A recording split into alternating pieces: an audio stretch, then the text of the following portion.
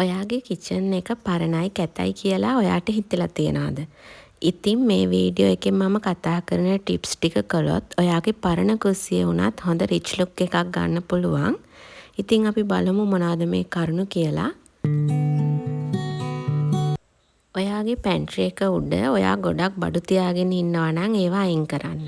ඔයාට නිතරම අවශ්‍ය වෙන බඩු 2-3ක් විතරක් පැන්ට්‍රි එක උඩ තියාගන්න. ගොඩාක් බඩු වැඩි වුණාම ලොකු අවලස්සනක් එකතු වෙනවා කිචන් එකට. අස් කරලා නැති හැඩි වෙලා වගේ පෙනුමක් තමයි බඩු වැඩි වුණාම පේන්නේ. ඒ වගේම පැන්ට්‍රි එකේ අයිනකින් ලස්සන ඉන්ඩෝර් ප්ලාන්ට් එකක් හරි ආටිෆිෂල් ප්ලාන්ට් එකක් හරි තියාගන්න පුළුවන් නම් ඒකිනුත් ලොකු ලස්සනක් එකතු වෙනවා. ඊළඟ කාරණාව තමයි ඔයා කිචන් එකට තෝරගන්න බඩු එකම කලර් එකකින් තෝරගන්න බලන්න. එක එක පාටින් බඩු තෝරගන්න එපා.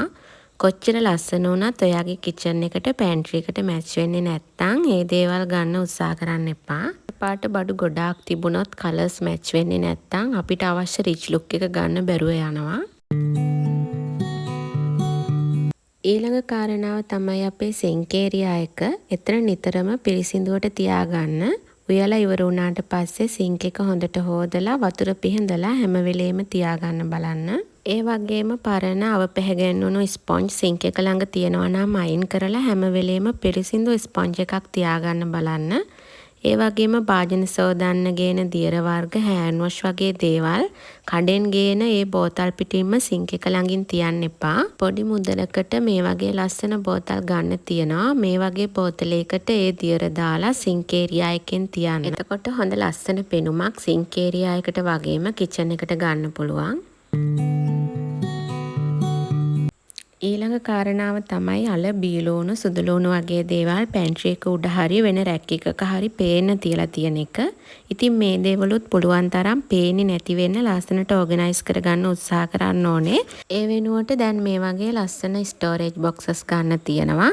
එහෙම ගන්න බැරි කෙනෙකුට පුළුවන් ප්ලාස්ටික් රැක් එකක හරි පේන්නේ නැති වෙන්න අයිනකින් පිළිවෙලකට මේ දේවල් ඕගනයිස් කරගන්න. ඊළඟ දේ තමයි කිචන් එක පිරිසිදු කරගන්න පාවිච්චි කරන කොස්ස මොප් එක වගේ දේවල් පැන්ට්‍රි එක ළඟින් හරි කිචන් එකේ පේන්න තියලා තියෙන එක. ඉතින් පිරිසිදු කරන්න ගන්න මේ දේවල් වැඩිය පේන්නේ නැති තැනකින් කිචන් එකෙන් එළිය ඒරියා එකකින් හරි නිතරම තියන්න උත්සාහ කරන්න.